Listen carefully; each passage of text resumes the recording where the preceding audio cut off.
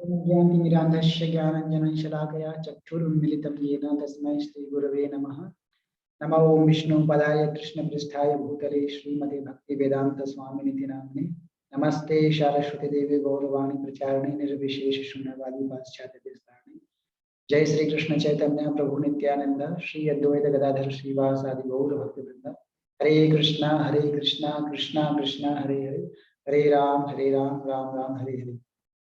हरे कृष्णा। तो स्वागत करते हैं आप सब लोगों का आज के भगवद गीता के 12th सेशन में। So very very happy Krishna conscious republic day to everyone.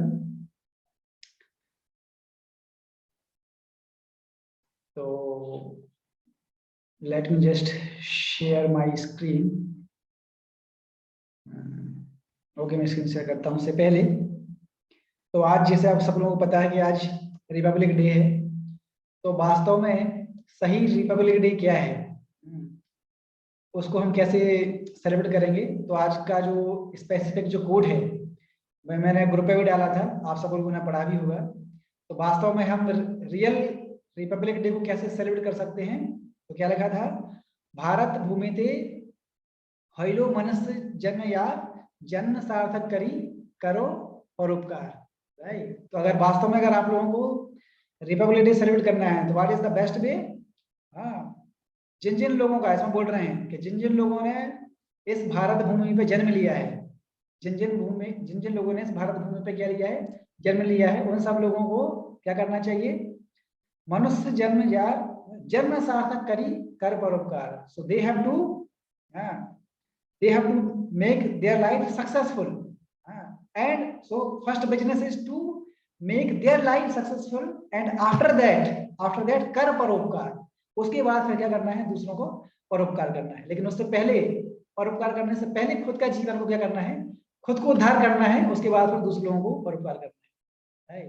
तो देखते हैं कि रियल परोपकार क्या है। व्हाट इज द रियल परोपकार, व्हाट इज द बेस्ट धर्म, रियल और परोपकार, real humanity. What is the real humanity. तो हम देखते हैं आज के इस, आपको एक छोटे से वीडियो के माध्यम से आपको दिखाते हैं what is the real humanity. तो आप इसको देख सकते हैं। मैं इसको जस्ट स्क्रीन शेयर कर रहा हूं।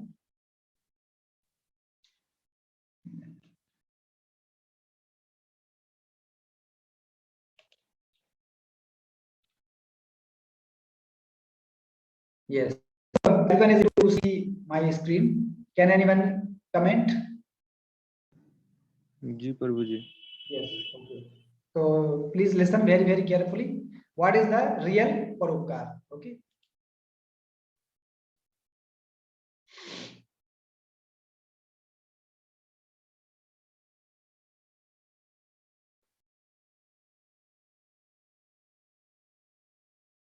भारत भूमिते मनुष्य जन्म राजा जन्म सार्थक करी कर परोपकार। If you have got the human birth in Bharat Bhumi, first make your life perfect. That means first be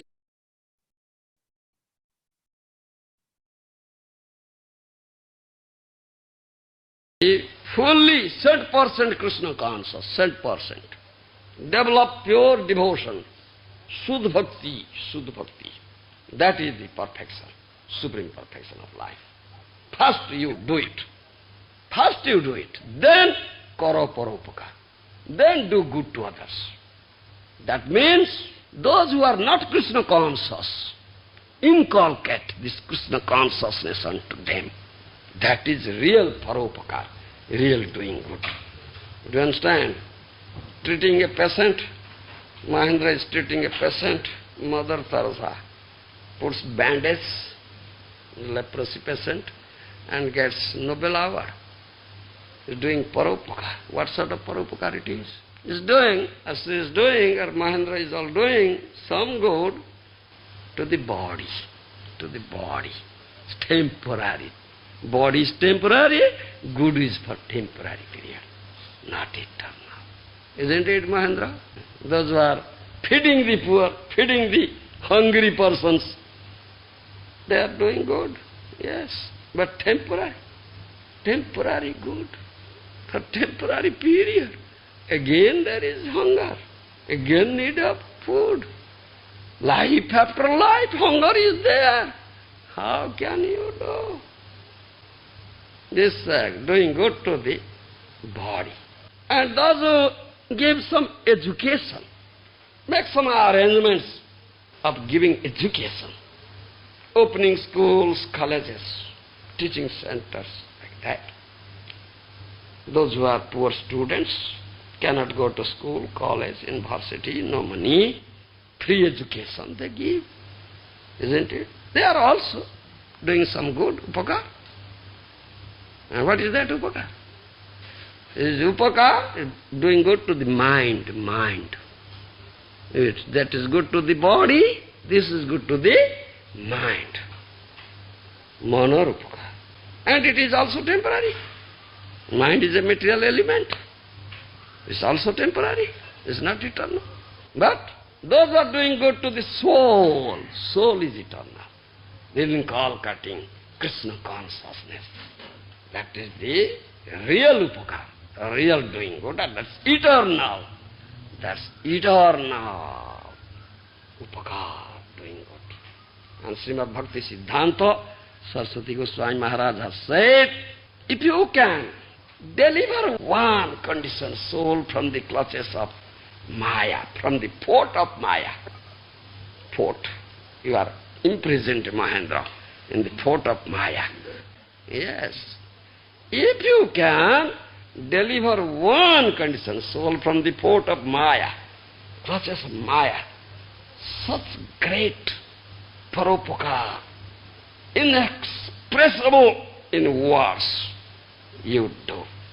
Do you understand? Bhakti Siddhanta Saraswati Goswami Prabhupada Maharaj has said, it is better than opening thousands of hospitals. Thousands of hospitals. What good is that? If you open thousands of hospitals, employing thousands of doctors like Dr. Mahendra, MD. If you can deliver one conditioned soul from the port of Maya, no upakar is like that. The real upakar. Mahaprabhu says this upakar. Thank you very much. Okay, तो इससे हमें video से क्या पता चलता है कि वास्तव में रियल उपकार क्या है, ये हमें पता चलता है।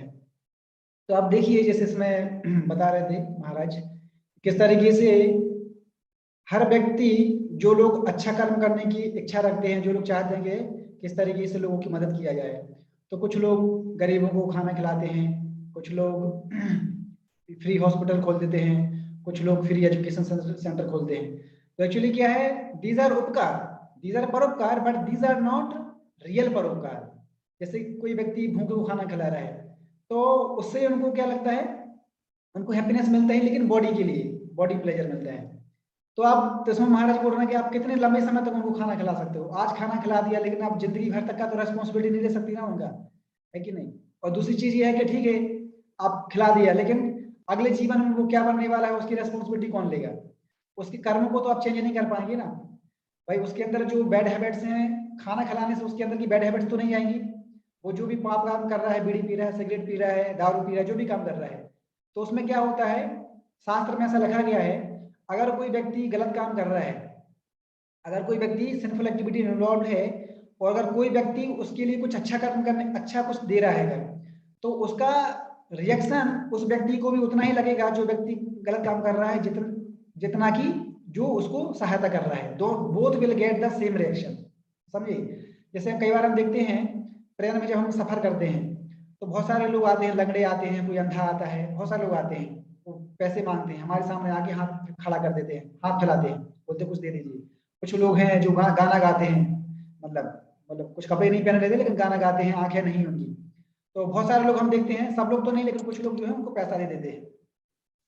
तो अब इसमें क्या है, एक्चुअली अच्छा काम है, इसमें कोई समस्या नहीं है। एटलीस्ट कम से कम ये लोग उनसे तो अच्छे हैं, जो लोग कुछ मतलब नहीं करते हैं तो अच्छे हैं। लेकिन इसमें एक और समस्या है, मालूम क्या समस्या ये है, अकॉर्डिंग टू शास्त्र, जैसा कि मैंने आपको बोला, अगर जैसे आपने उसको पैसा दे दिया, लेकिन क्या गारंटी है कि उस पैसे के लेने के बाद वो व्यक्ति अच्छा काम करेगा? क्या गारंटी है? हो सकता है कि वो पैसे लेने के बाद कुछ वो दारू की बोतल लेके पी ले, या गुटखा गुटखा लेके खरीद के वो ले ले। तो उस जो पैसे आपने दिए हैं उस पैसे से अगर वो कोई अगर गलत काम करेगा तो उसका रिएक्शन उस व्यक्ति को उतना ही लगेगा जितना कि आपको भी लगेगा। Same reaction, both will get same reaction, right?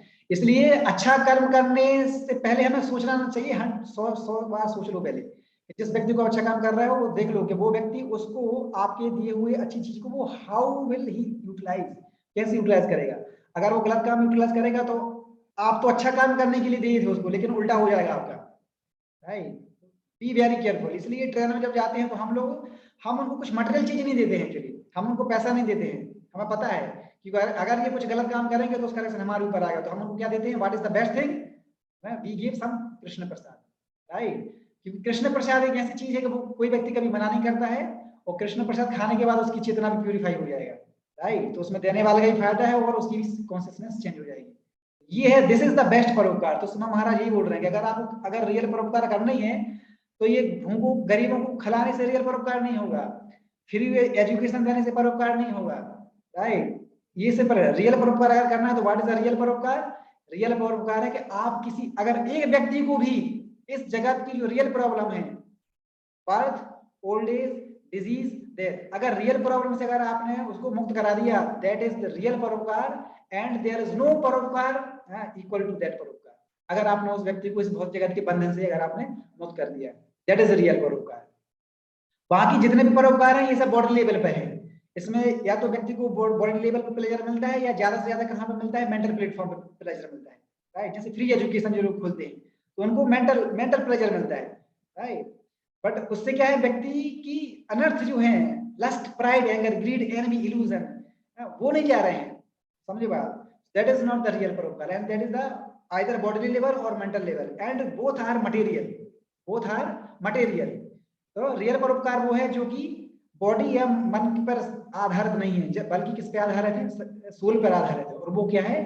To make Krishna conscious. वास्तव में अगर आप किसी का भला करना चाहते हैं तो आध्यात्मिक स्तर पर कीजिए, उसको कृष्ण का भक्त बना दीजिए, दैट इज द रियल परोपकार। क्योंकि उसको ऐसा करने से आप उसको भौतिक बंधन के जगत से उसको छुटकारा दिला रहे हैं, दैट इज द रियल परोपकार। सो नो परोपकार is like that, right? This is ये है सीखने की चीज, ओके? ओके, तो आज के सेशन में हम चर्चा करते हैं।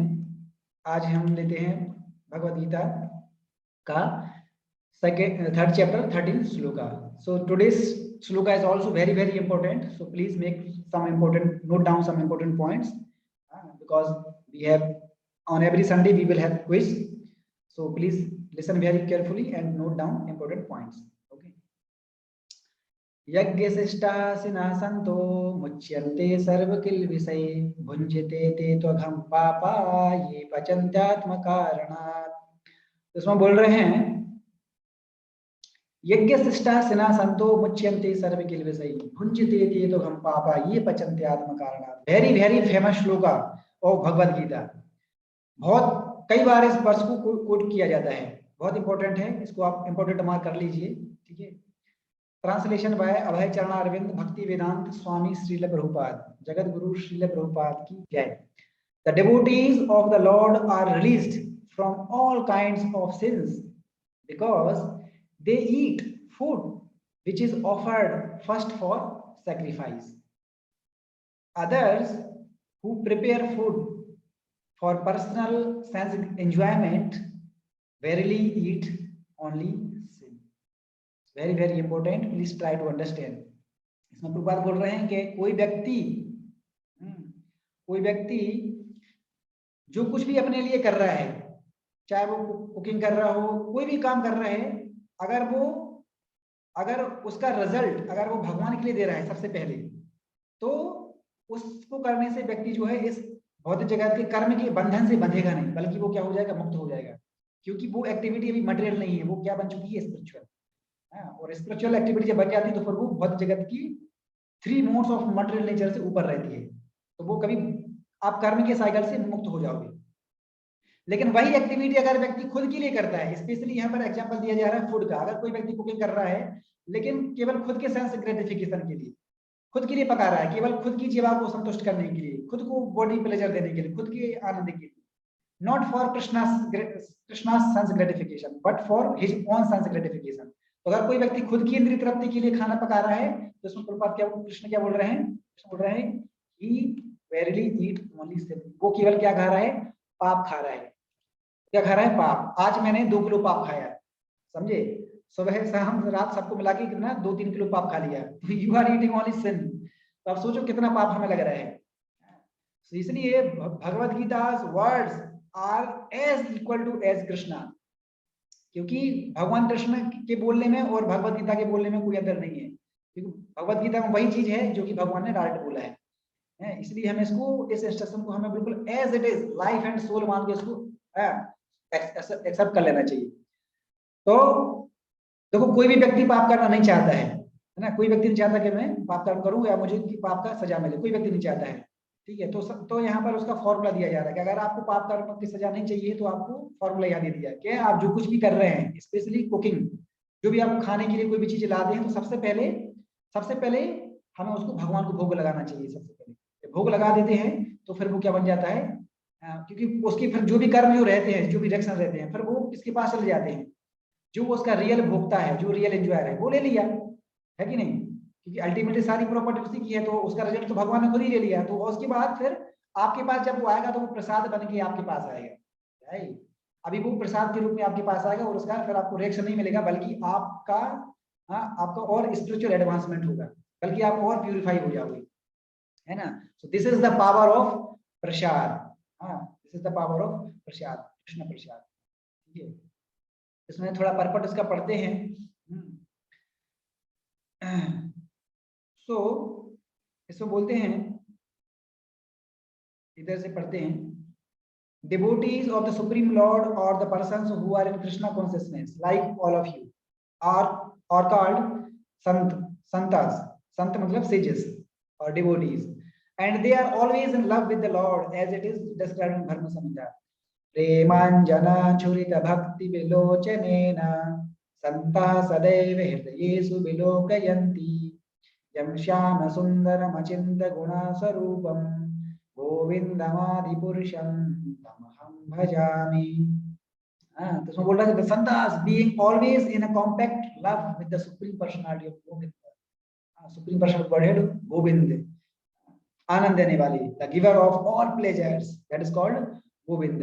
गोविंद का मतलब क्या होता है, the giver of all pleasures, ठीक है। Please note it down, quiz में इसी प्रकार के क्वेश्चन पूछे जाएंगे आपसे और फिर आप बनते नहीं एग्जाम में, ठीक है। गोविंद का मतलब होता है giver of all pleasures.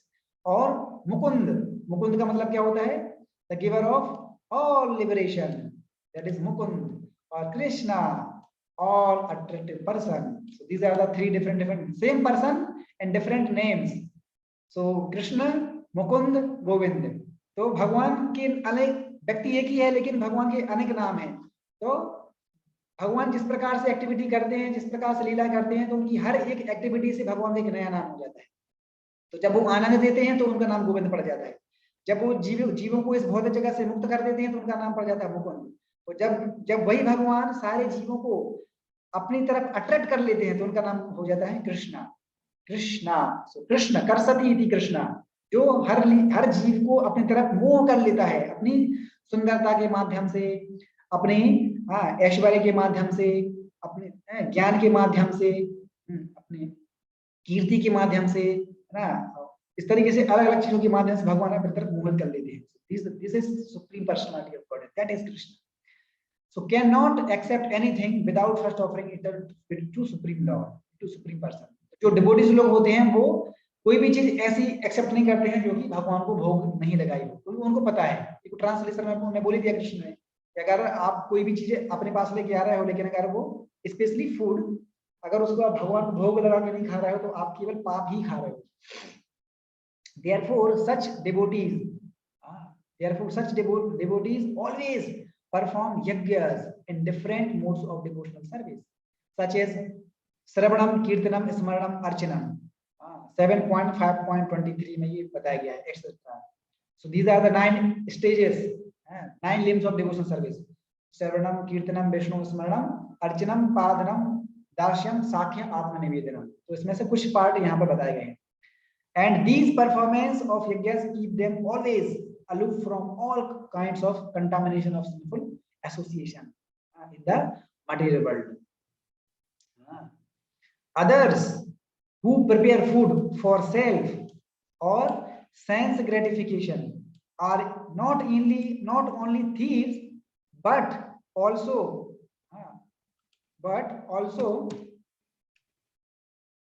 the eaters of all kinds of sins. How can a person be happy if he is both a thief and sinful? So therefore, in order for people to become happy in all respect, they must be taught to perform easy process of sankirtan yajna. यज्ञ संकीर्तन प्राय यजंती ही सुमेधसा, ये हमने पहले पिछली class में बताया था. Those who are intelligent, those who are sumedhasa, they will accept this Krishna consciousness. Fools, rascals, or dull-minded persons, or lazy persons, or right, these persons will not accept. Who will accept? Those who are devotees, those who are intellectual persons. They will accept this Sankirtan idea, like all of you. So you all are intelligent persons. You are like sadhus. You are the devotees because you have accepted these things in full Krishna consciousness.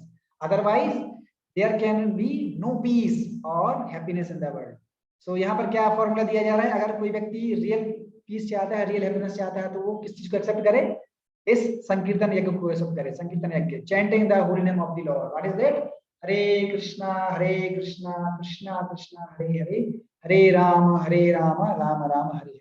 Chant holy name of the Lord and be happy. So that is the secret and success sutra, success mantra to become peace and happiness. Right? तो ये है. इसलिए कल के lecture में बोला था कि किस तरीके से यज्ञ का मतलब क्या होता है? सैक्रिफाइस मतलब यज्ञ, और यज्ञ का मतलब क्या होता है? ऑफरिंग टू लॉर्ड विष्णु और कृष्णा. यज्ञ मतलब के कोई भी एक्टिविटी जो कि भगवान के लिए दी जा रही है उसको क्या बोला जाता है? यज्ञ बोला जाता है. So what is the best यज्ञ फॉर दिस एज ऑफ कली?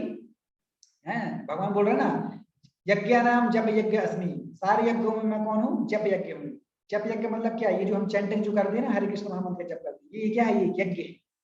यज्ञ का मतलब होता है ऐसी कोई भी एक्टिविटी जिसके माध्यम से आत्मा सुपर सोल से परमात्मा से कनेक्ट हो जाए. सो इस कलयुग के लिए बेस्ट क्या बताया गया है? What is that best process by which living entity connect themselves to supreme soul? That is chanting of the holy name of the Lord. There is no other way, no other way, no other way. तो ब्रह्मनादि पुराण में बोला गया है, हरे नाम एव केवलम कलौ नास्ते नास्ते नास्ते गतिरन्यथा. इस कलयुग में केवल हरि का नाम, केवल हरि का नाम, केवल हरि का नाम ही एकमात्र उपाय है. नास्ते नास्ते नास्ते, no other way, no other way, no other way, only one way. That is Krishna consciousness, devotional service or bhakti yoga, chanting the holy name of the Lord. Not by karma yoga, not by jnana yoga, not by dhyana yoga. Right? So please accept this process very seriously because you all are not ordinary men. You all are devotees now because you have accepted this process which is given by Lord Sri Chaitanya Mahaprabhu himself. And who is Lord Sri Chaitanya Mahaprabhu? Chaitanya Mahaprabhu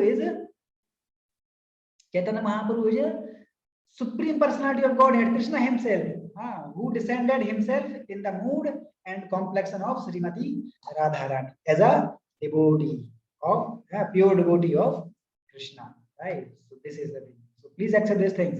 इसमें ये बता रहा है कि कैसे जो है हम अपने कर्म को जो है तो कर्म युग बना सकते हैं. तो इसमें एक एग्जांपल इसमें दिया जा रहा है. जैसे कल के एग्जांपल में हमने क्या देखा था? कल के एग्जांपल में देखा था कि कोई भी जैसे हम काम करते हैं, ये यज्ञात कर्म अन्यत्र लोको अयं कर्म बंधना. कैसे कोई भी हमारी एक्टिविटी जब तक वो विष्णु के लिए नहीं अगर प्रोजेक्टेड होगी तो वो हमें केवल बंधन का कारण बनेगा. तो उसी के हमने एग्जांपल देखे थे. जैसे हमारे बहुत सारे धर्म होते हैं, फैमिली धर्म, कुल धर्म, देश धर्म, सोशल धर्म, बहुत सारे धर्म हैं. लेकिन जब तक ये धर्म कृष्ण की तरफ प्रोजेक्टेड नहीं होंगे तो ये केवल हम इसमें कर्म में और बंध जाएंगे. हम लिबरेट नहीं होंगे बल्कि हम उसमें बंध जाएंगे. राइट? क्योंकि ये सब क्या है, अलग अलग प्रकार का अटैचमेंट है, बॉडीली अटैचमेंट है, इसमें बंध जाते हैं। लेकिन जब वही अटैचमेंट जब भगवान या भगवान के साधुओं की तरफ हो जाता है तो व्यक्ति के मुक्ति का द्वार खुल जाता है। महत सेवा आहुर मुक्ते तमो द्वारम योषिताम संगी संघर्ष। तो जब व्यक्ति महत सेवा मतलब साधुओं की जब सेवा करता है, जब साधुओं के मुख से कृष्ण की कथा को सुनता है, राइट, उनके द्वारा दिया गया प्रसाद लेता है, राइट, तो उससे मुक्ति का द्वार खुल जाता है। और जब वही अटैचमेंट मटेरियलिस्टिक लोगों के साथ जब जुड़ जाता है तो व्यक्ति कर्म की साइकिल में बंध जाता है। अल्टीमेटली हर व्यक्ति चाहता है कि इस जीवन से मुक्ति चाहता है, लिबरेशन चाहता है। So what is the formula of liberation giving here? To develop your attachment towards the sadhus और devotees of lord Krishna, then the gate of liberation will open immediately. This is the thing. इसलिए प्रयास करना चाहिए actually practical level पर जितना कुछ भी हो पाए। जैसे आप सब लोग हैं, कोई घर पे रह रहा है, कोई हॉस्टल में रह रहा है, कोई जहां पर भी रह रहा है, मैक्सिमम आप इतना प्रयास कीजिए कि जितना भी पॉसिबल हो पाए, मतलब हमें जो भी हम खा रहे हैं उसको सबसे पहले हमें भगवान को भोग लगा के खाना चाहिए। एटलीस्ट अगर आप भोग नहीं लगा पा रहे हो तो कम से कम एटलीस्ट सूप लेने से पहले एक बार कृष्ण का नाम या हरे कृष्ण महामंत्र जरूर बोलना चाहिए। एटलीस्ट इतना भी अगर आप बोल देते हो तो वो कम से कम आपका मेंटल ऑफरिंग हो जाएगी, मेंटल के रूप में भगवान उसको एक्सेप्ट कर लेंगे एटलीस्ट। इसका मतलब ये नहीं कि हम मेडिटेटिंग करेंगे और मेडिटेटिंग करने से पहले भगवान को नाम ले लेंगे। No no, that is not, ये नहीं है। भगवान ने क्या बोला है? भगवान बोल रहे हैं भगवत गीता में 9.26 में बोल रहे हैं क्या, कि मैं क्या एक्सेप्ट करता हूँ, क्या एक्सेप्ट नहीं करता हूँ, राइट। तो ये हमें देखना पड़ेगा। तो इसलिए यहाँ पे मैं स्क्रीन शेयर कर रहा हूँ। भगवान इसमें बोलते हैं कि मैं क्या एक्सेप्ट करता हूँ, क्या। ऐसा नहीं कि हम अपनी मन मर्जी से नहीं अपन चलाना है कि मुझे जो अच्छा लगता है वो एक्सेप्ट भगवान को दे देंगे। नहीं नहीं, जिसके लिए ऑफरिंग दी जा रही है उनको क्या अच्छा लगता है या उनने क्या बोला है वो हमें देखना पड़ेगा। तो भगवान क्या बोलते हैं कि मैं क्या एक्सेप्ट करता हूँ और क्या एक्सेप्ट नहीं करता हूँ। तो वो बोलते हैं क्या, पत्रम पुष्पम फलम तोयम यो मे भक्त्या प्रयच्छति तदहम भक्ति प्रयतम अस्नामि प्रयतात्मनः। भगवान बोल रहे हैं कि मैं ये चार चीजें एक्सेप्ट करता हूँ। अगर जो कोई भी व्यक्ति इन चार चीजों को विद तुलसी लीफ के साथ, तुलसी पत्ते के साथ अगर मुझे अर्पण करता है तो मैं उसको भाव के साथ और हंसी हंसी के साथ उसको एक्सेप्ट कर लेता हूँ। क्या बोल रहे हैं? पत्रम पुष्पम फलम तोयम, मतलब पत्र मतलब लीफ, पुष्पम मीन्स फ्लावर, फलम मीन्स फ्रूट एंड तोयम मीन्स वाटर। तो if one offers me with love and devotion, क्या बोला जा रहा है? Love and devotion, leaf, flower, fruit and water, I will accept it. ठीक है, तो ये चीजें हैं। तो अगर कम से कम हमें, और ये सब इसके लिए आपको कोई पैसे की जरूरत नहीं है। कोई भी व्यक्ति, ये नेचर में हर जगह अवेलेबल है, हर जगह। कोई व्यक्ति थोड़ा सा लीफ को लेके भगवान को डेकोरेट कर सकता है, मंदिर में दे सकता है, राइट।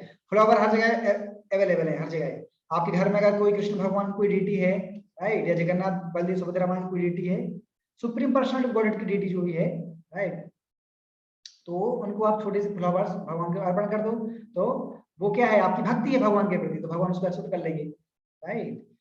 फ्रूट्स भगवान को भोग लगा सकते हैं आप, लाइए और तुलसी पत्र के साथ लगा दीजिए, वो आपको, फिर आप उसको खाओगे तो वो प्रसाद बन जाएगा। उसके बाद फिर आप उसको, आपका रिएक्शन नहीं लगेगा फिर आपको, बिकॉज नाउ इट बिकम क्या, प्रसाद। नहीं तो क्या है, क्योंकि नहीं तो फिर आपको उसका रिएक्शन लगेगा। क्यों रिएक्शन लगेगा? क्योंकि ये अल्टीमेटली ये सब क्या है, ये सब लिविंग एंटिटी है ना। जैसे आजकल देखो लोग मीट ईटिंग करते हैं। मीट ईटिंग करना मतलब किसी जीव की हत्या हुई होगी। तो मैंने आपको पहले लेक्चर में बताया था कि 5 लोगों को सेम रिएक्शन लगता है। जिस व्यक्ति ने उसको काटा है, जिस व्यक्ति ने उसकी परमिशन दी है, जिस व्यक्ति ने उसको मतलब बेचा है, ट्रांसपोर्टेशन में हेल्प की है, और जिस व्यक्ति ने खाया है, 5 लोगों को सेम रिएक्शन मिलेगा, राइट। क्योंकि लिविंग एंटिटी हमने नहीं बनाई है। We have not created any living being. हमने तो किसी मनुष्य को नहीं बनाया, हमने किसी जीव को नहीं बनाया। तो what we right to kill any jiva? हमारे पास फिर कोई अधिकार नहीं है। जिस व्यक्ति को हमने बनाया नहीं है तो हम कैसे, हमारे पास अधिकार है कि हमको मारने का? नहीं, we don't have any right. तो अगर आप उसको मार रहे हो तो आपको उसका फिर उसको पाप भुगतना पड़ेगा, राइट। इसलिए भगवान मना किए हैं कि केवल वो, इसलिए भगवान ने मीट ईटिंग को मना किया है। क्यों? क्योंकि मीट ईटिंग मतलब जीव की हत्या, और भगवान कैसे किसी जीव की हत्या को परमिशन दे सकते हैं? इसलिए भगवान ने इसमें मना किया है। तो केवल ये 4 चीजें ही भगवान एक्सेप्ट करते हैं बस। तो इवन इनको एक्सेप्ट करने से पहले भी हमें मतलब क्या करना चाहिए, भोग लगाना चाहिए। क्योंकि जैसे ये सब भी क्या है, ये सब भी तो इन सब में भी तो आत्मा है ना, चेतना है ना। लीव मतलब ट्रीज, ये सब भी लीव है, मतलब लिविंग एंटिटी है। तो ग्रेन जैसे है, तो उनको भी जब मतलब जब तोड़ते हैं पत्ते तो उनको भी मतलब कॉन्शियसनेस है। हालांकि लेवल बहुत कम है, ये तो प्रूव हो चुका है, जेसी बोस ने प्रूव किया है कि yes plants have also they have consciousness, but उनका जो लेवल है, जो डिग्री है, वो बहुत कम है। वो आपको प्रोटेस्ट नहीं करेंगे, ऐसा नहीं बोलेंगे अरे तुमने मुझे मुझे क्यों तोड़ा, फूल क्यों तोड़ा, नहीं, वो प्रोटेस्ट नहीं करेंगे, लेकिन दे हैव आल्सो कॉन्शियसनेस। तो इसलिए जिसके अंदर भी कॉन्शियसनेस है और अगर आप उसको खा रहे हो तो उसको आपको पाप लगेगा। लेकिन जब वही हम उसको जब भगवान के लिए ऑफर कर देते हैं तो हम जो है पाप से बच जाते हैं। क्यों? क्योंकि यज्ञ के जो प्रतिष्ठित, जो यज्ञ की जो प्रिसाइडिंग जो डेटी है, राइट, यज्ञ की यज्ञ जो पति हैं वो कौन है, यज्ञ की यज्ञ पति कौन है, कृष्णा हिमसेल्फ। इसलिए हमें पहले उनको ही लगा। तो जब यज्ञ का जो फल है जब उसके पति को मिल जाता है, जब उनके मास्टर को जब चला जाता है, कृष्ण के पास है, विष्णु के पास, तो फिर उसके बाद वो प्रसाद बन जाता है और उसको हम ले सकते हैं, राइट। फिर उसके बाद हमें रिएक्शन नहीं मिलेगा। तो इसलिए शास्त्रों में भी एक्चुअली जैसे जो लोग मेडिटेट करते थे तो उनके लिए भी बहुत प्रकार के यज्ञ बताया गया कि ठीक है अगर आपको करना ही है तो आप इसके लिए ये यज्ञ करो, ये सेक्रीफाइस करो, ये करो। लेकिन लोग कुछ भी नहीं कर रहे थे, इसलिए ये मेडिटेटिंग अभी बहुत डेंजरस हो गया है, because they are not following the rules and regulations which is given in the shastra. They simply killing and satisfying their tongue, just for tongue को सेटिस्फाई करने के लिए किलिंग कर रहे हैं। They don't follow any rules and regulations, वो कुछ नहीं मानते, तो फिर कैसे होगा? तो सच है। इसलिए मैंने अभी सच कुछ दिन पहले बताया भी था, one of the biggest reason of natural disasters is meat eating. One of the biggest reason of these natural disasters like Omicron, coronavirus, famine, drought, flood, cyclone, all these things. These are natural disasters. सबके पीछे केवल यही है क्योंकि हम जीवों की हत्या कर रहे हैं। ऐसा नहीं है, जानबूझ के तो लोग कर ही रहे हैं, अनजाने में भी हमसे बहुत सारे जीवों की हत्या हो जाती है। जैसे जब हम जब सांस छोड़ते हैं तो भी बहुत सारे छोटे छोटे जीव जो है एयर में, वो भी हमारे केवल सांस से मर जाते हैं। हम जब चलते हैं रोडों पर तो कितने सारे छोटे छोटे जीव चींटी वो मर जाते हैं। तो कितने अननोइंगली, ऐसा नहीं है कि केवल जानबूझ के हम पाप कर रहे हैं, ना जानते हुए भी हमें पता नहीं, लेकिन हम बिना जान के भी हम कितने पाप कर देते हैं। छोटे छोटे जीव की हत्या हो रही है तो हमें पाप नहीं लगेगा क्या? लगेगा पाप, हमें डेली हम पाप कर रहे हैं। सोचो, है हम डेली पाप कर रहे हैं तो हम तो पाप का रिएक्शन मिलेगा। लेकिन if we are engage in Krishna service, if we are engage in Krishna service, then that papa or that reaction will be counteracted, due to the power, because of the power of Krishna consciousness, bhakti, right? तो ये है actually. तो इसका मतलब ये नहीं कि हम गलत काम भी करें और फिर उसको काउंटर के लिए हम कृष्ण भक्ति भी करें, नहीं नहीं, ऐसा नहीं चलेगा भाई, ठीक है, ऐसा नहीं है, ये तो बिजनेस हो जाएगा फिर। ऐसा शास्त्र में कहीं नहीं बोला गया कि हम मेडिटेटिंग भी करेंगे और एक मेडिटेटिंग भी करेंगे, या एक हाथ से क्लिक करेंगे और दूसरे हाथ से माला घुमाएंगे, चैंटिंग करेंगे, दोनों चलता रहेगा। ना ना ना, ऐसा नहीं चलेगा। अगर आपको नदी क्रॉस करना है तो आपको दोनों पाँव को एक नाव में रखने पड़ेंगे। ऐसा नहीं कि एक पाँव दूसरी नाव में रख दे, दूसरा पाँव दूसरी नाव में रख दे, नहीं नहीं, ठीक है, आपको दोनों पाँव एक नाव में रखना पड़ेगा। इसलिए आइदर सेलेक्ट सेल्फ ग्रेटिफिकेशन और सेल्फ रियलाइजेशन, दोनों चीज साथ साथ नहीं चल सकती भाई, है कि नहीं, एक ही सिलेक्ट करना पड़ेगा। रावण और राम दोनों एक साथ नहीं चल सकते, सीता और मंदोदरी और ताड़का एक साथ नहीं रह सकती हैं, क्योंकि दोनों का अलग अलग मेंटेलिटी है, दोनों एक साथ नहीं रह सकते। उसी प्रकार से सेंस ग्रेटिफिकेशन मतलब मटेरियलिस्टिक पर्संस, और सेल्फ रियलाइजेशन मींस डिवोटीज। सो दो है, बोथ आर हैविंग डिफरेंट मेंटेलिटीज, अलग अलग उनका है, इसलिए हमें किसी एक को चूज करना है। सो हम कौन सा चूज करेंगे? ऑब्वियसली कौन सा चूज करेंगे? सेल्फ रियलाइजेशन और Krishna consciousness, because by doing that we will become free from all types of sinful activities, sinful reactions. So this is the purpose and purport of this verse. अब मैं आपको एक video दिखा रहा हूँ, इसमें इसमें एक और चीज बताई जाती है। क्यों? जैसे अभी आप ये देखो, जो लोग काऊ की हत्या कर रहे हैं, मतलब ये तो कितना बुरी एक्टिविटी। आप ये सोच मानिए, मतलब काऊ को मारना तो कितना ही, मतलब कैसे मार सकते हैं आप? सोचो कि कितने डिग्रेड होंगे वो लोग, मतलब उनकी बुद्धि कितनी नीचे लेवल की होगी, जो मतलब हत्या करने से भी सोचते भी नहीं है, मतलब राक्षसों भी नीचे हैं, मतलब वो लोग, सोचो, है ना। तो 7 प्रकार की माता बताई गई हैं। देयर आर 7 मदर्स हैं। So what are they? तो आप लोग नोट कर सकते हैं इसको हैं। There are 7 mothers, 7 mothers. Guru's wife, brahmana's wife, king's wife, cow, nurse, earth and one's own mother. I repeat it again.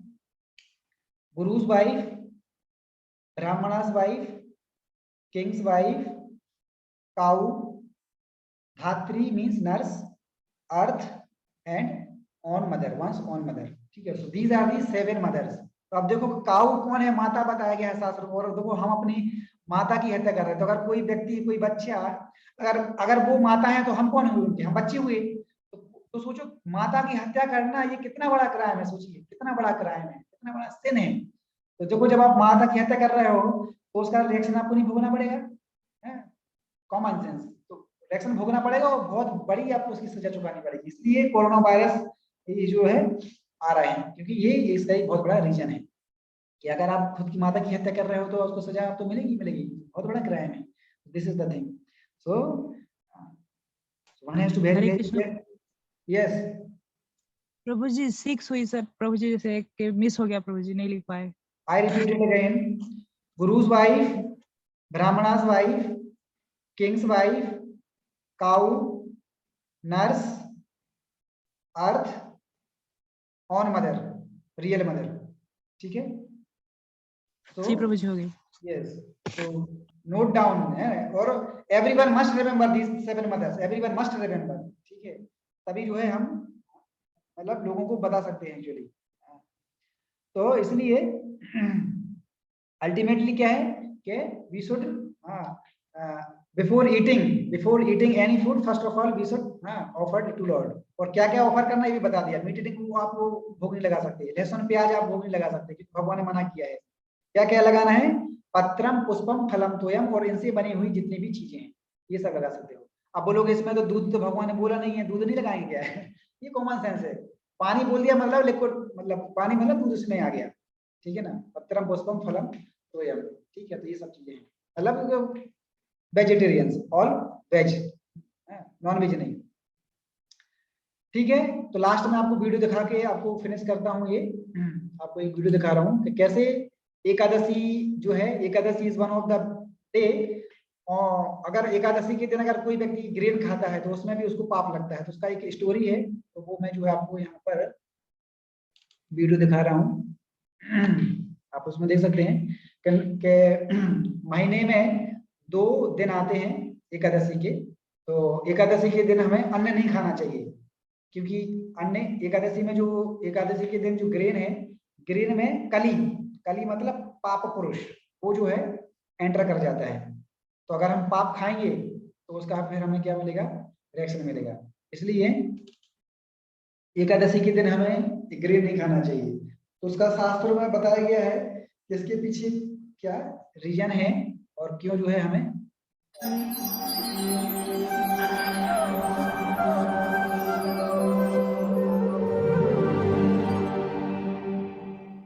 पाँच मिनट का है। सब लोग ध्यान से देखिए, सुनिए और नोट करिए, बहुत इंपॉर्टेंट है सब लोगों के लिए। हरे कृष्णा। आज हम एक बहुत महत्वपूर्ण विषय पर चर्चा करने वाले हैं जो है एकादशी। अब इस एकादशी को लेकर के लोगों के इतने प्रश्न हैं और हम उन प्रश्नों का उत्तर एक साथ देने का आज प्रयास कर रहे हैं। कहा जाता है कि एकादशी कैसे संसार में प्रकट हो गई। तो इसकी एक बहुत प्राचीन कथा आती है कि भगवान श्री कृष्ण जो थे उनके पास सभी देवी देवता गए और उन्होंने कहा एक बहुत विशाल राक्षस है जो कि तालझंग नामक राक्षस का पुत्र है जिसका नाम है मुर। और वो मुर जो है वो सभी लोगों को परेशान कर रहा है, तीनों लोकों में घूम रहा है, देवताओं को बहुत परेशान कर रहा है। थोड़ा सा वो मदर वाला फिर से रिपीट कर कि मैं जाकर के उससे युद्ध वो जो करूंगा। आपने मदर और वाला बताया वो भगवान थोड़ा उस सा फिर से रिपीट कर देंगे। राक्षस से युद्ध करने के लिए निकल पड़े। उसने कहा आओ मुझसे युद्ध करो। भगवान युद्ध करते करते बद्री का आश्रम तक उसके साथ में युद्ध करते हुए चले गए और बद्री का आश्रम में 12 योजन लंबी एक गुफा थी जिसका नाम था सिंहवती गुफा। और उस गुफा में भगवान जाकर कर लेट गए। जब भगवान नारायण उसमें जाकर कर लेट गए और भगवान ने अपने ऊपर पीत वस्त्र। क्या बोल रहे थे आप? वो आपने जो मदर वाला बताया था ना, वो फिर से थोड़ा रिपीट कर देंगे, वो जो 7 कैटेगरीज। क्लास वीडियो के बाद मैं रिपीट कर दूंगा, ठीक है? वीडियो देखो। ठीक है। धारण कर लिया। तब ये अंदर घुसा और कहता है, मुझको ललकार करके कहाँ जाकर के सो गए हो? और आकर के जैसे ही भगवान के नजदीक आने का प्रयास किया, भगवान पर वार ही करने वाला था, भगवान श्री विष्णु, भगवान नारायण, भगवान श्री कृष्ण के शरीर से एक देवी प्रकट हुई, जिस देवी का नाम था एकादशी देवी। ये देवी प्रकट हुई और देवी ने मुर राक्षस को 1 मिनट में समाप्त कर दिया। भगवान जागृत अवस्था में आए और भगवान ने कहा, हे देवी तुम कौन हो? बोले, आप ही के शरीर से प्रकट हुई, आपकी अंतरंगा शक्ति हूं, इसलिए क्योंकि आज मैं एकादशी के दिन प्रकट हुई हूं, मेरा नाम है एकादशी। तो भगवान ने उनको नाम दिया एकादशी देवी। एकादशी देवी ने कहा, प्रभु मुझे आपकी सेवा करने का मौका मिला, मैं पूर्ण रूप से प्रसन्न हूं। भगवान ने कहा, कोई वर चाहती हो? तो एकादशी देवी ने एक वर मांगा। कहा, जो भी व्यक्ति आपके इस एकादशी के दिन आपके नाम का जाप करे, उपवास रखे, उपवास का मतलब उप मतलब नजदीक, वास मतलब रहना, भगवान के नजदीक जो लोग रहे, शास्त्र के द्वारा, कथा के द्वारा, जाप के द्वारा, उन लोगों पर विशेष कृपा हो आपकी। भगवान ने कहा, तथास्तु एकादशी देवी, जो भी एकादशी के दिन आपके इस व्रत का पालन करेगा, आपके कहे अनुसार मेरा नाम जप करेगा, मेरी कथा सुनेगा, मेरे नजदीक रहेगा, मेरी अर्चना उपासना करेगा, उस पर मैं विशेष कृपा करूंगा। अब देखने में आया कुछ समय बाद सभी के सभी लोग एकादशी वाले दिन भगवान श्री कृष्ण का नाम जप कर लेते थे, लेकिन पाप में युक्त रहते थे, कुछ भी खाते थे, कुछ भी पीते थे।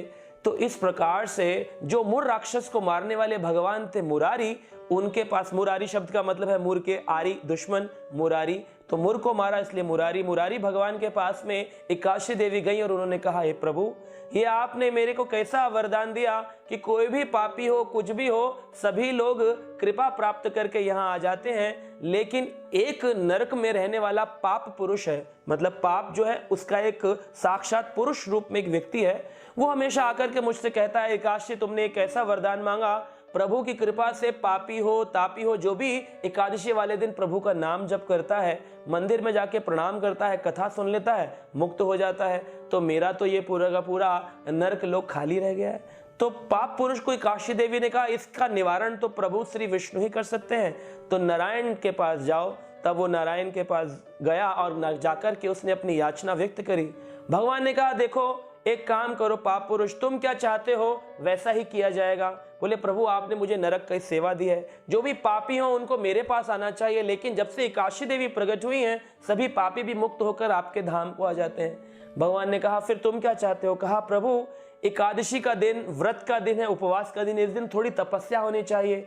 मैं ऐसा करता हूं कि अन्न के हर एक दाने में मैं प्रवेश कर जाता हूं। भगवान ने कहा, ठीक है, तथास्तु, तुम्हारी जैसी इच्छा।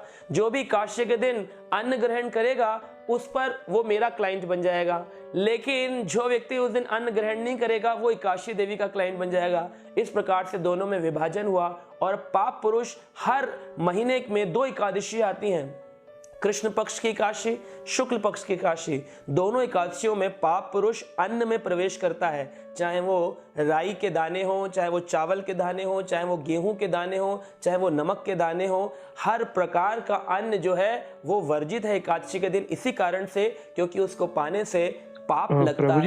ये पाप पुरुष को भगवान का दिया हुआ आशीर्वाद है। पाप पुरुष हर वर्ष, हर महीने। क्या बोल रहे हो? हरे कृष्णा। हाँ हरे कृष्ण मुझे वीडियो तो प्ले नहीं हो रहा है। किसी को नहीं दिख रहा है क्या वीडियो? ना दिख रहा है प्रभु, दिख रहा है मुझे, दिख रहा है ना? दिख रहा है प्रभु, ऑडियो तो सुनाई दे रहा है।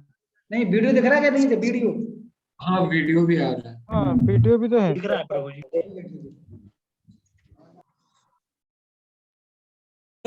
एकादशी के दिन उन अन्न में प्रवेश कर जाता है। इसलिए भक्तों को एकादशी के दिन, जैसे लोग कहते हैं बस चावल खा लो, चावल नहीं खाओ बाकी सब कुछ खा सकते हो, ऐसा नहीं है। कोई भी प्रकार का अन्न खाना वर्जित इसीलिए कहा गया क्योंकि हर अन्न के दाने में पाप पुरुष विराजमान है। कुछ लोग कहते हैं कृष्ण पक्ष की एकादशी रखें कि शुक्ल पक्ष की रखें, तो आप शुक्ल पक्ष की भी रखिए, कृष्ण पक्ष की भी रखिए। पूरे वर्ष में 24 एकादशी आती हैं और जिस महीने में अधिक मास पुरुषोत्तम मास आता है उस वर्ष में 26 एकादशी आती हैं, तो उन वर्ष में 26 एकादशी रखिए। सभी एकादशियों का दृढ़ता पूर्वक पालन करें। श्रील भक्ति विनोद ठाकुर हमारे एक महान आचार्य हैं, वो कहते हैं कि भक्ति जो है जननी है, उसको जन्म करती है एकादशी देवी, इसलिए माधव तिथि भक्ति जनने यत्न पालन करी। बड़े यत्न से पालन करना चाहिए इसका, क्योंकि ये भक्ति की जननी है, भक्ति की माँ है। भक्ति अगर चाहते हैं अपने जीवन में कृष्ण भक्ति, तो माधव तिथि जो है भगवान की तिथि एकादशी,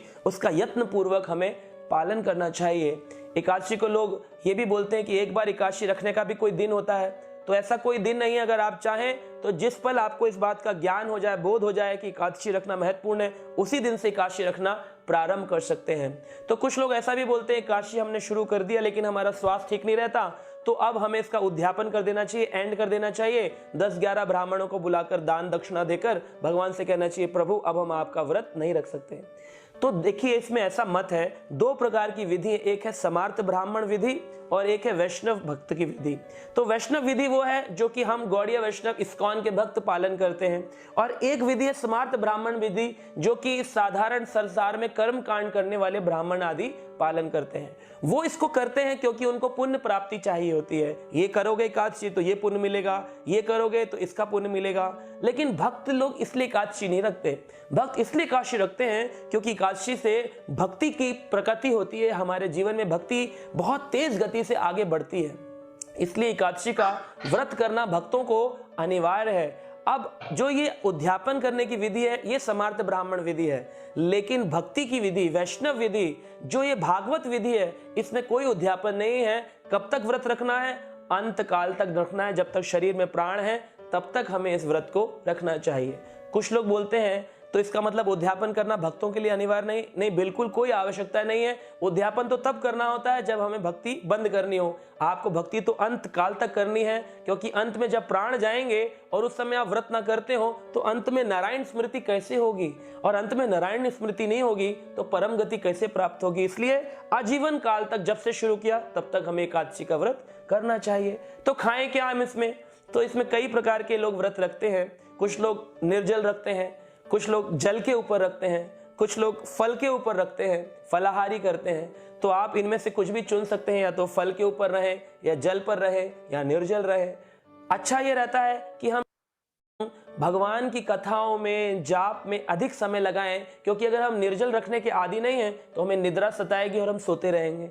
अगर हम रख सकते हैं तो बहुत अच्छी बात है, लेकिन सबसे उत्तम है जैसे भी व्रत रखें, फल खाकर रहे, कूटू खाकर रहे, आलू खाकर रहे, जैसे भी रहे, मुख्य है भगवान की कथाओं में, भगवान के शास्त्रों का अध्ययन, भगवान के नाम का जप, इन सब विधियों में लगे रहें। कुछ लोग ऐसा भी बोलते हैं कि एकादशी के दिन अगर किसी की मृत्यु हो गई हमारे घर में तो क्या हम एकादशी का व्रत लगेगा? हाँ, एकादशी का व्रत कभी खंडित नहीं होता, क्योंकि आप भागवत विधि का पालन कर रहे हैं। तो चाहे घर में किसी का जन्म हो या किसी की मृत्यु हुई हो परिवार में, आप एकादशी का व्रत पालन कर सकते हैं। इसमें कोई बुराई नहीं है, क्योंकि आप भागवत विधि का पालन करते हैं तो भागवत विधि में ये सारे नियम आदि अप्लाई नहीं होते हैं। तो इस प्रकार से एक प्रश्न ये भी पूछते हैं कि गलती से अगर मेरा व्रत टूट गया, मैंने गलती से अन्न खा लिया और मुझे पता चला कि आज तो एकादशी है, क्योंकि कई बार कैलेंडर हम नहीं देख पाते, अपनी रोजमर्रा के कार्यक्रमों में बिजी होते हैं, तो फिर क्या करना चाहिए? तो शास्त्र इस बात को कहते हैं कि अगर गलती से आप एकादशी के दिन आपका व्रत टूट गया तो द्वादशी जो उसका अगला दिन होता है, उस दिन आपको एकादशी जैसा ही पालन करना चाहिए। पूर्ण रूपेण एकादशी रखें।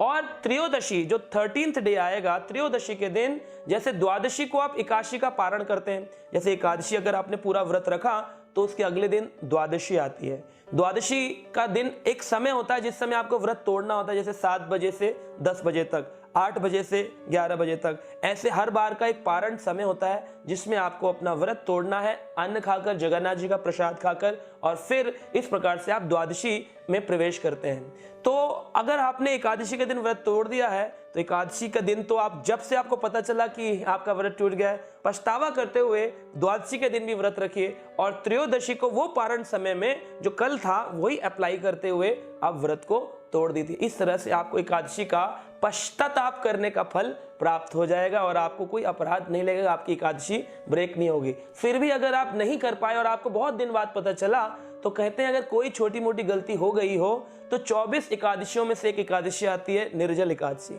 निर्जल एकादशी का व्रत पालन करें, निर्जल रहे पूरा एक दिन 24 घंटे सूर्योदय से अगले दिन के पारण समय तक, तो फिर आपके जो छोटी मोटी गलतियां उन सभी एकादशियों का फल संपूर्ण हो जाता है। लेकिन निर्जल रखना पड़ेगा, जल नहीं पी सकते, खाना भी नहीं खा सकते। कुछ लोग कहते हैं जल नहीं पी सकते तो खाना खा सकते, नहीं, न प्रसाद, न खाना, न जल, बिल्कुल निर्जल, यहां तक कि 1 चम्मच से आचमन तक भी नहीं करना है। इस प्रकार से अगर कोई एकादशी का पालन कर ले निर्जल वाले का, तो अगर छोटी मोटी गलती कभी अनजाने में हुई हो, उसके लिए भगवान आपको क्षमा कर देते हैं और आपकी सालाना एकादशी का नियम चलता रहता है। तो एकादशी पालन की जाती है व्रत रख के, और द्वादशी पालन की जाती है तोड़ करके पर्टिकुलर समय में, पारण समय में। तो आशा करते हैं आपके सभी एकादशी के प्रश्नों के संशय समाप्त हुए होंगे और आप हृदय से भगवान के नजदीक रहेंगे, उनका भजन कीर्तन करेंगे, एकादशी का पालन करेंगे और भक्ति को प्राप्त करेंगे, आनंद प्राप्त करेंगे। हरे कृष्णा। ऐसे ही और भक्तिमय कार्यक्रमों के लिए देखिए हरे कृष्णा टेलीविजन।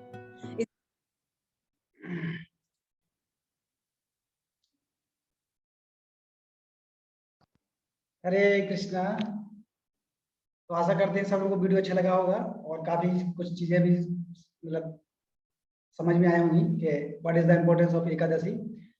तो प्रयास कर सकते हैं, प्रयास करना ही चाहिए एक्चुअली, कि आपको पता चल गया ना कि एकादशी के दिन अगर हम ग्रेन खाते हैं तो उसका हमें पाप कर्म लगता है। तो इसलिए एकादशी करना ही चाहिए, और अभी नहीं करेंगे तो फिर कभी नहीं कर पाओगे, क्योंकि अभी यूथ लाइफ ही है जब हमारे शरीर में एनर्जी है। अगर अभी नहीं कर पाओगे तो फिर बाद में तो भूल जाओ, फिर कभी नहीं कर पाओगे। राइट, अभी कर लोगे तो बाद में नहीं कर पाओगे। ठीक है, so try, you can try, just try. जीवन में बहुत सारी चीजें हम ट्राई करते हैं, तो ट्राई करके देखो, हो सकता है हो जाए, है कि नहीं, हो सकता है हो जाए, आपसे कॉन्फिडेंस है। तो एक चीज यहाँ पर पूरी बहुत अच्छी बात बताई, ये मैं आपके साथ शेयर करना चाहता हूँ। गुरु जी बोल रहे थे कि एक्चुअली क्या है, जैसे कई बार लोग मन से बना लेते हैं, घर में किसी की डेथ हो गई है, किसी की बच्ची हो गई है, डिलीवरी हो गई है, अरे यार ये माला जप नहीं कर सकते, मंदिर नहीं जा सकते हैं।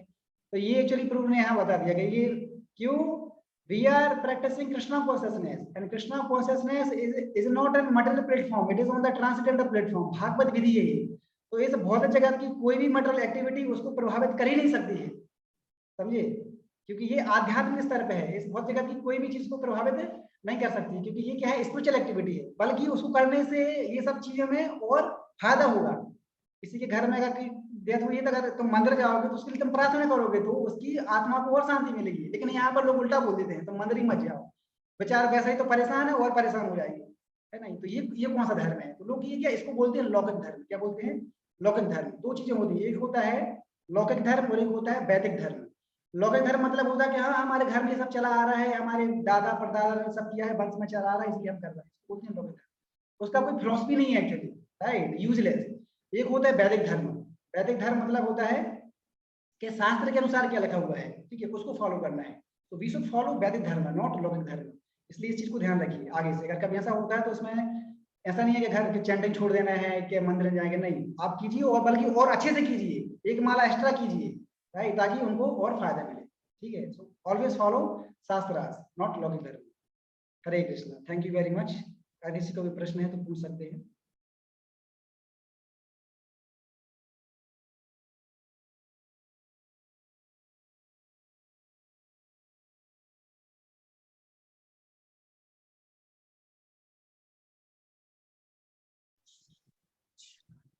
हरे कृष्णा प्रभु। यस प्रमोद। प्रभु जी, जब ट्रेन में यात्रा कर रहे होते हैं तो वो मिलते हैं जो कि काफी मतलब बॉडी लेवल पे थोड़ा अच्छी होते हैं, तो उनको पैसा ना देकर वो फल जो भी खा रहे हैं या मतलब कुछ वैसा भोजन दे देते हैं तो वो बेटर रहेगा, उससे सेफ्टी होगा, है ना प्रभु? भोजन नहीं, मतलब उनको तो प्रसाद देना है। भोजन मतलब प्रसाद और भोग लगा हुआ प्रसाद दे सकते हैं। और एकादशी का जो प्रभु जी, एकादशी में जो ये प्रॉब्लम मतलब कभी आ सकता था लेकिन अब तक तो आया नहीं प्रभु जी, मतलब आ सकता था, इसका सोल्यूशन मिल गया इस वीडियो से प्रभु जी बहुत। और मतलब 2 बार भी गलती करते हैं तो लास्ट में आप उसको भी सुधार सकते हैं, ऐसा कुछ मिल गया। मुझे भी आज पता चला। ये बहुत बहुत है। मुझे भी पता नहीं था इसका एक्चुअली। गलती नहीं हुआ था प्रभु जी अब तक, मतलब ओके, थैंक यू, प्लीज ठीक है continue. Prabhu ji, thank you। Okay, anybody else or should we leave now? Okay, thank you so much. Happy Krishna concert night. Hare Krishna. Hare Krishna. Hare